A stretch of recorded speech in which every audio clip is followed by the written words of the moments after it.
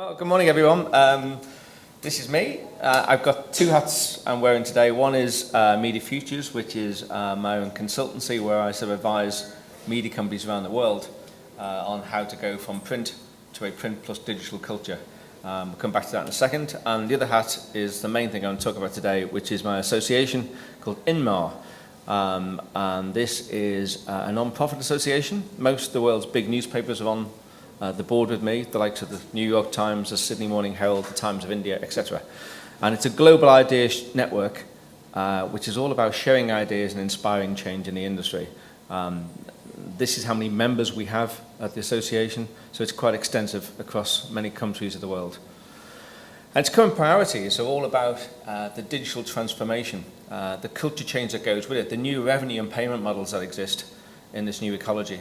And obviously the hot topic is all the smartphone and tablet opportunities. If you want to check anything more about this, have a look at that website and you can find some more detail about it all. But in summation, where the industry's at, we've all seen headlines like this, and in fact Bill Gates said this once, that we'll be all dead by the year 2000, but we're still around, alive and kicking. However, if you look at the latest circulation figures, these for the past year, from June to June this year, you can see all the blue is really about readership change of all the national newspapers in the UK, and now they've gone down, with only one going up. However, if you look at the combined print and online circulation for those papers now, it's quite a different story. Newspapers, if you like, are reaching more people now than ever. It's how to monetize it, that's the trick. So to understand print, we just need to understand the environment they're working in. At this moment, most of their revenue still is globally, and it'll change from country to country, but globally, the print revenue from advertising, so to advertise 75%, and on the circulation revenue attached to print is 82%, so it's still fairly high across the world. And the New York Times released this report. It was leaked, actually, an internal report called Innovation. And this is the company everybody looks to as being the foremost in news media today around the world. And this report basically said that they're still working at themselves what it is that's going to drive their future revenue. So it's still a game that's all up for grabs. But there is a new landscape in understanding the environment we're in. There's so many interfaces around us these days.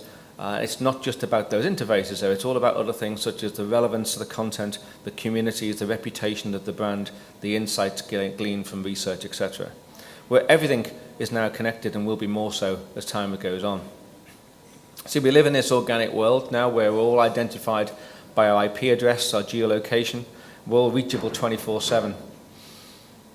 And now there's over 1 billion people interconnected through social and mobile platforms. And now the audiences of the media and readers are now the media too. A slight change. So it's all been about extinction or reinvention. And it's about understanding things like, this is typically from the Daily Telegraph, a typical day in their world, where people view different platforms at different times of the day, and they all have different mindsets regarding their content consumption.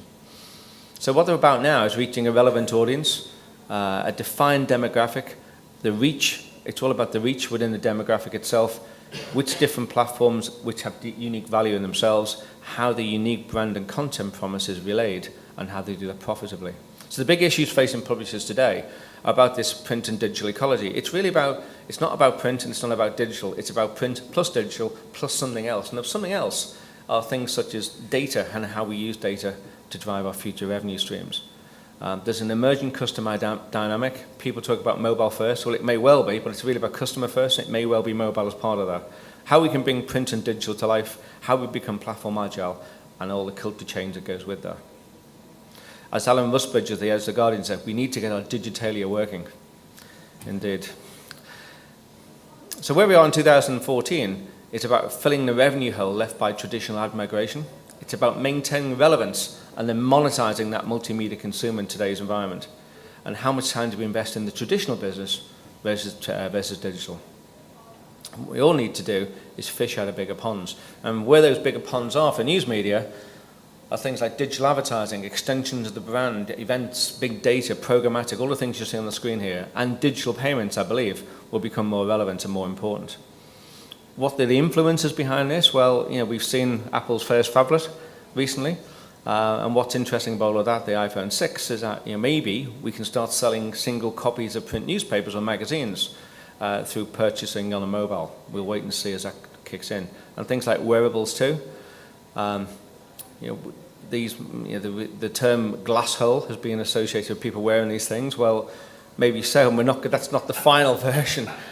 It's not the final version of what we're going to see, but there are many people now getting involved in the whole wearable thing. In New York Times, Washington Post, I've got apps on there. Not really, I think, for use. It's more for a statement of intent of where they're going to be in the future. But it's an interesting space.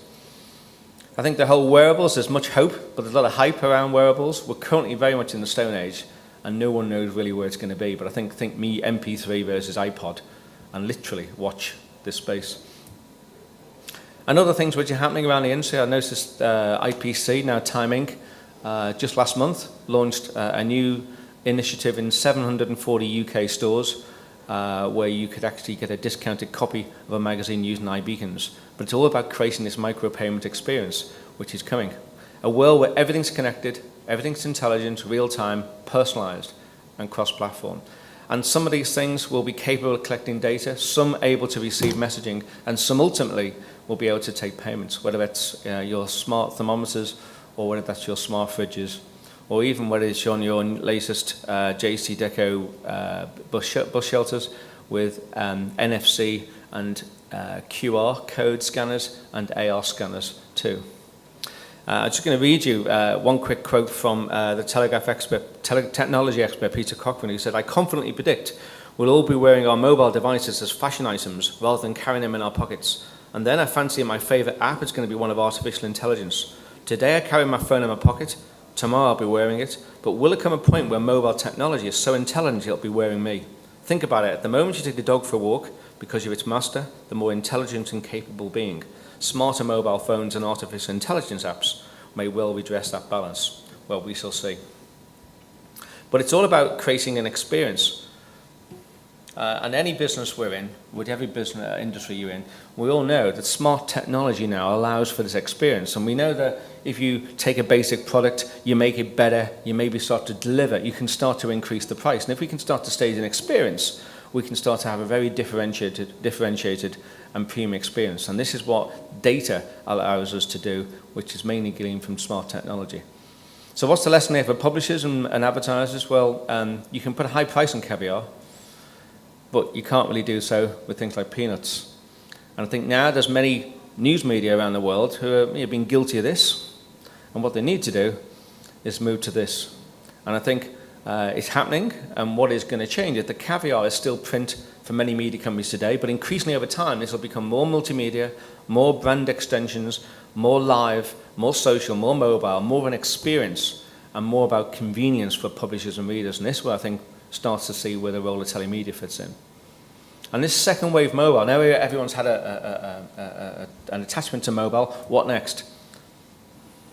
Well, there are lots more opportunities around today. The media companies are waking up to mobile. There's more awareness, more question, the rise of the smartphone, increase in bandwidth, better case studies, better metrics, better content, and better ad opportunities now exist.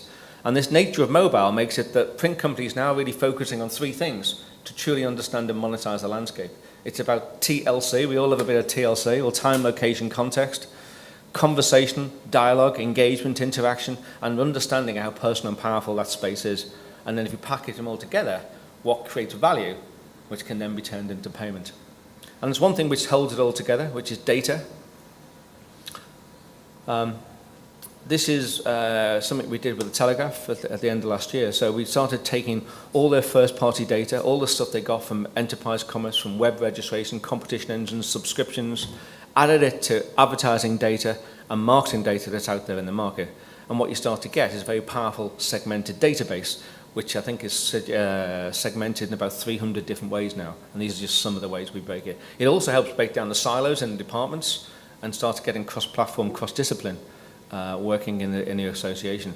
So they're realizing now that data is really the holy grail of digital media, and they're realizing now that what they need to do is extract it, manipulate it, and ultimately commercialize it. And this is where I think the telemedia industry can help. And that's smarter data, whether it's ad-serving software, advertising linked to profiles, history of reading, viewing location. With CRM databases, of course, you have to sell and upsell your own products, and that requires names, interests, sensitivity on price, transaction data. And then the question is, what options here for payments and direct billing, perhaps, to ease and enhance that experience?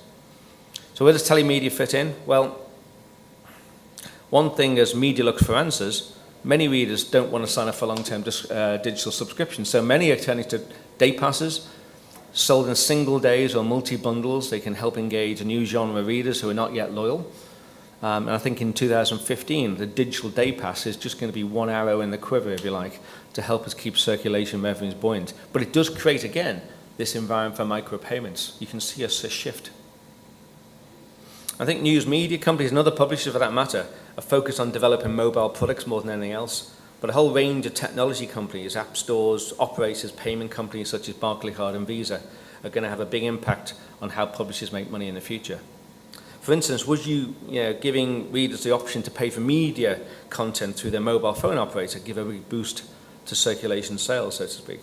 If someone goes into a shop to buy a chocolate bar, it feels sort of wrong to put it on a plastic card, and the same could be said for a daily newspaper. There are more people with mobile phones and credit cards, so mobile billing could be a way to increase sales. The potential is definitely there.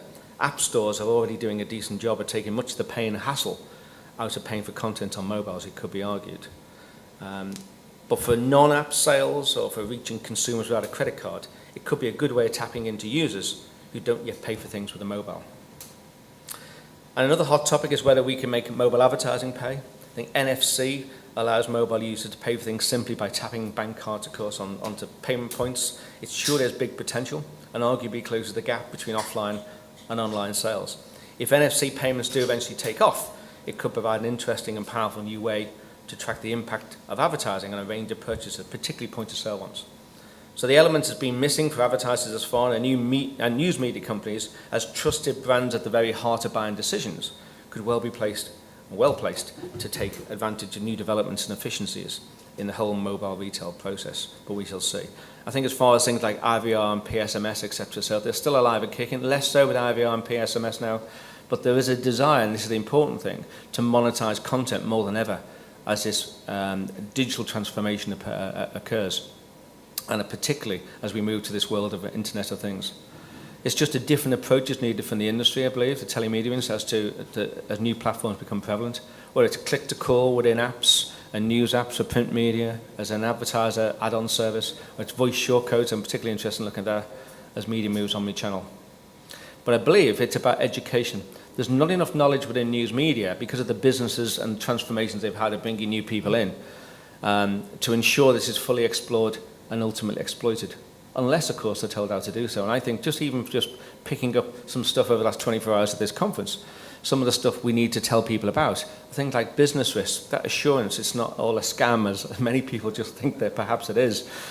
Talking about spending caps and reminder limits, get rid of these false perceptions around bill shock. Transparency about co-edge is a great topic for them, I believe, that they don't know anything about. Give some great case studies of major brands, some good and bad ones. It's a monkey see, monkey do world.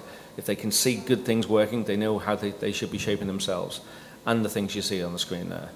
So it's about exploding those myths. So the conclusions are, publishers use print and digital for 3 reasons: as a reach extender, as a complementary combination, or to build dimension.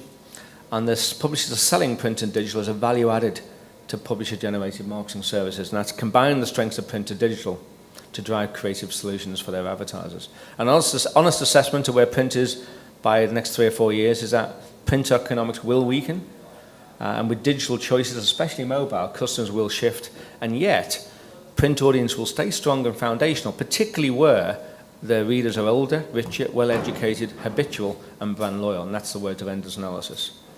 What we are going to see, though, is a whole convergence, and that's a convergence of virtual and physical payments, mobile networks and data, of print, mobile, and online services, and physical, augmented, and virtual reality. And together, I think they all enhance the customer experience. But it all needs this education, this steering, and this guidance. They used to say now that where the eyeballs go, that's where the money goes to. Well, I would add to that then who those eyeballs belong to, how they receive your information, plus the time and location and context, will all become increasingly important. So what print media does and needs to do more of is produce relevant content that they can monetize, aggregate target audience by using data, package that content around those audiences, sell solutions which through a range of technological methods, some of which we mentioned today, and therefore fund quality editorial. And the question is, can you help?